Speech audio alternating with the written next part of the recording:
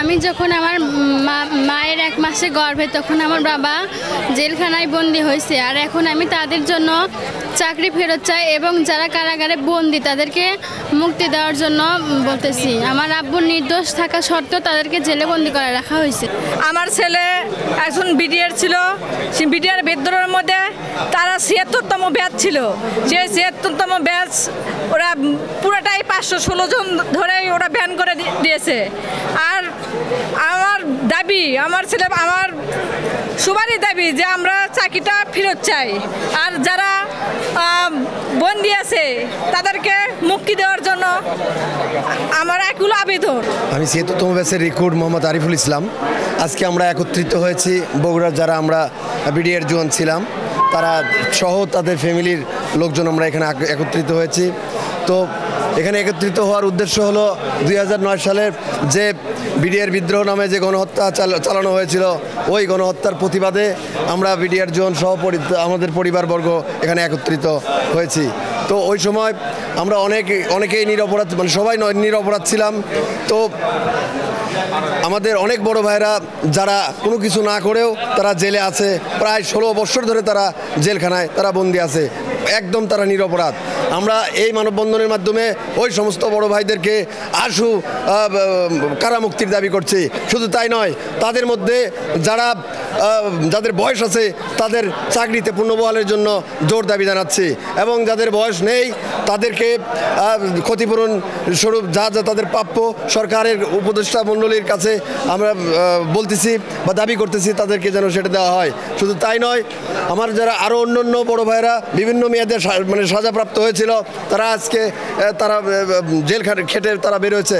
তারা অত্যন্ত মানবতার জীবনযাপন করছে, অনেকে সিএনজি চালাচ্ছে, অনেকে দিনমজুরি কাজ করতেছে, তারা অত্যন্ত মানবতার জীবনযাপন করতেছে। আজ আমাদের বিডিআরের ছেলেমেয়েরা কোথাও গিয়ে বিডিআরের পরিচয় দিতে পারে না যে আমি বিডিআরের সন্তান ছিলাম। যেখানে যদি বলা হয় তাহলে সেখান থেকে তারা বিতাড়িত হয়। প্রত্যেক সমাজের প্রত্যেকটা মানুষ তাদেরকে বাঁকা চোখে দেখে। তো এই যে তারা অবহেলা প্রাপ্ত, তাদের তো কোনো দোষ ছিল না। আজ আমরা যারা বিডিআরের ওয়াইফরা আছে এখানে আসছেন, অনেকেই বিডিআরের মা আসছে, বিডিআরের পরিবারের অনেকেই আছে যারা এখানে আসছে, তাদের কষ্টের কথাগুলো আপনাদের এই মিডিয়ার মানুষদের মাধ্যমে সরকারের কাছে এবং দেশের প্রত্যেকটা মানুষের কাছে তুলে ধরার জন্য তারা আসছে। তাদের একটাই দাবি, তাদের চাকরিতে পূর্ণবহাল চায়। আর যাদের বয়স নেই তাদেরকে যেন যথাযথভাবে তাদের যে প্রাপ্য যে পেনশন বা ক্ষতিপূরণ স্বরূপ যা পাওয়ার কথা তারা যেন সেটা পায়। ২০০৯ সাল থেকে আমাদের কোনো চাকরি বাকরি নেই, আমাদেরকে জেল খাটানো হয়েছে অন্যায়ভাবে। আমাদের এই বিডিআরের সদস্যদের বাংলাদেশের আইনে জেল না হওয়া পর্যন্ত তাদেরকে জেলে পাঠানো কোনো বিধান ছিল না। এখানে রাষ্ট্রপতির আদেশে আমাদেরকে এই জেলে পাঠানো, রাষ্ট্রপতির আদেশে আমাদেরকে সকল লোককে জেলে পাঠানো হয়েছে। এখানে কোনো বিচার হয় নাই। বিচারের নামে জাস্ট একটা ধারাবাহিক নাটক যে আপনারা দেখেছেন। প্রায় 2 বছর আমাদেরকে কাশিমপুর কারাগার থেকে আনা হয়েছে এবং নিয়ে যাওয়া হয়েছে ডান্ডা বেরিয়ে পড়া অবস্থায়, হ্যান্ডকাপ অবস্থায়। এই অবস্থায় আমাদেরকে ওখানে নিয়ে যাওয়া হয়েছে। আর আমাদের যে বিচার করা হয়েছে 1951 সালের আর্মি অ্যাক্টের ধারা দিয়ে, আমাদের দেশের যে আইন ছিল সে আইনে একটা লোককে সর্বোচ্চ শাস্তি 3 মাস জেল এবং চাকরিচ্যুত, সেইটা দিয়ে তারা সন্তুষ্ট না হয়ে আমাদেরকে 1951 সালের আর্মি অ্যাক্টের ধারায় বিচার করা হয়েছে প্রেসিডেন্টের প্রজ্ঞাপন জারির মাধ্যমে। তাই আমরা আমাদের যে সঠিক যে বিচার যদি হয়ে থাকতো তাহলে আমরা কেউ চাকরি হারাতাম না। আমাদের উপরে ন্যায় বিচার করা হয় নাই। আমরা যাতে সঠিক ন্যায় বিচার পাই এবং এর মাধ্যমে আমরা যাতে আমাদের চাকরি ফেরত পেতে পারি, এই আমাদের আবেদন। বিগত প্রধানমন্ত্রী শেখ হাসিনা উনি আমাদেরকে সাধারণ ক্ষমা ঘোষণা করেছিলেন যে ২০০৯ সালের সকল বিডিআরকে পিলখানায় পুনরায় আসার জন্য বলা হলে আমি সাধারণ ক্ষমা ঘোষণা করলাম। পরবর্তীতে উনি আবার একটা আদেশ দিলেন যে সাধারণ ক্ষমা এই না, যারা সরাসরি হত্যাযজ্ঞের সঙ্গে জড়িত তারা সাধারণ ক্ষমার আওতায় আসবে না। আমরা সেটাও মেনে নিলাম। তারপরে যে কোনো একটা ঘটনা এক জায়গায় ঘটতেই পারে, ঘটলে অজ্ঞাতনামা অনেক লোকই থাকতে পারে এবং মামলাও হতে পারে। তা আমাদের এরকম একটা অজ্ঞাতনামা মামলা হয়েছিল। হওয়ার পরে আমরা সিআইডিতে তদন্ত করার পরে এখন সিআইডি তৎকালীন প্রধান কাহার এখন উনি 850 লোকের নামে চার্জশিট দেয়। এখন আমাদের মূল দাবি হচ্ছে আমরা পুনরায় আমাদের সম্মান ফেরত চাই এবং চাকরি ফেরত চাই। আমরা নির্দোষ, ওপরে আল্লাহ নিচে মাটি, আমরা বুকে হাত দিয়ে বলতে পারি আমরা কেউ কোনো বিডিআর কোনো অপরাধ করিনি।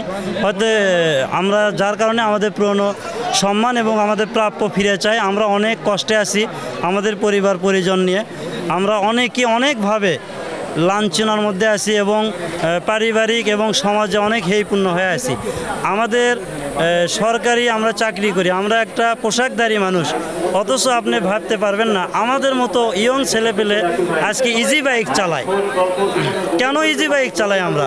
আমাদের কি অপরাধ ছিল? আমরা কি অপরাধ করেছিলাম? আমরা বিডিআরে চাকরি নিয়েছিলাম, এটাই কি আমাদের অপরাধ ছিল? আজকে অনেক মুরব্বী মানুষ এসেছে, তারা টাকার অভাবে চিকিৎসা করতে পারতেছে না, বিনা চিকিৎসা অনেকে মারা যাচ্ছে। অনেকে নির্দোষ ব্যক্তি যা সাজা হয়েছে 5 বছর 15 বছর ধরে জেলখানায় আছে, তাদের কি অপরাধ ছিল? তাদেরকে তো একটা সলিউশন করা যেত, গত সরকার তো একটা সলিউশন করতে পারতো। তা আমরা আপনাদের মাধ্যমে এটাই বলতে চাই, আমাদের হারানো সম্মান এবং আমাদের হারানো চাকরি, আমাদের প্রাপ্য যাতে আমরা ফিরে পাই। আমার মেয়েটা যখন 1 মাসে গর্ভে, তখন আমার হাজবেন্ড জেলখানায় বন্দি হয়। ও নির্দোষ হওয়া সত্ত্বেও, আমার মা নাই বাবা নাই, নির্দোষ হওয়া সত্ত্বেও এখনও আমার হাজবেন্ডকে ছেড়ে দেওয়া হয়নি।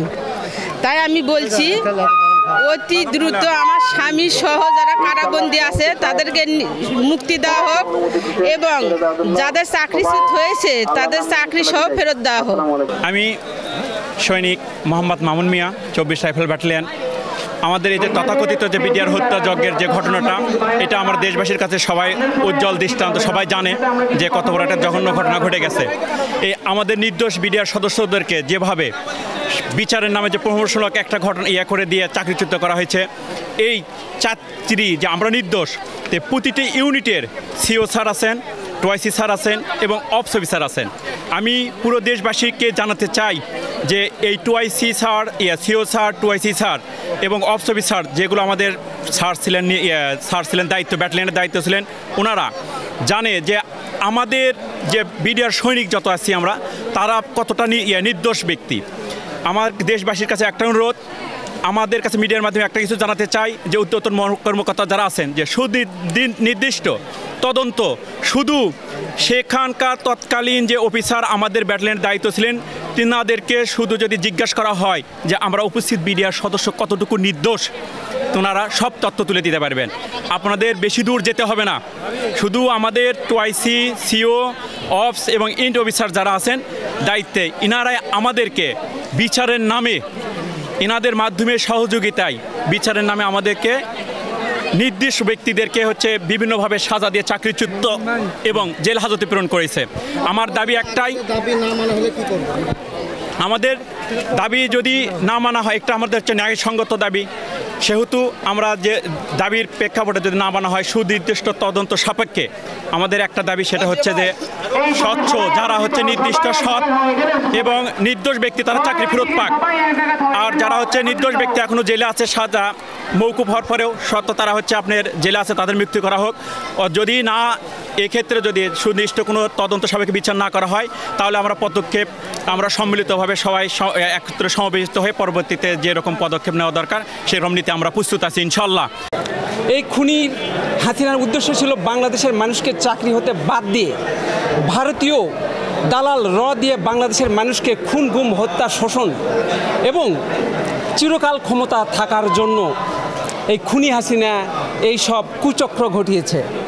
আমাদের দাবি বাংলাদেশ সরকার এবং দেশের সর্বস্তরের জনগণের কাছে এবং ছাত্র ভাইদের কাছে আমাদের অবিলম্বে চাকরিতে পুনর্বহাল করা হোক এবং সীমান্তের কাজে পাঠানো হোক।